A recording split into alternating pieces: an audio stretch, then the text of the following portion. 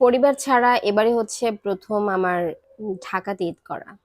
প্রতিবার বাড়ি যাই এই কারণে যে মাকে ছাড়া ঈদ করব, এই কারণে হচ্ছে বাড়ি যাওয়া হয়। কিন্তু মানে চাঁদ রাতে ঢাকায় থেকে বুঝতে পারলাম যে আসলে মানুষ কেন এত কষ্ট করে বাড়িতে যায়। ৪ ঘন্টা, ৫ ঘন্টা, ৮ ঘন্টাও কেউ কেউ জ্যামের মধ্যে কাটায়, তারপরে বাড়িতে যায়।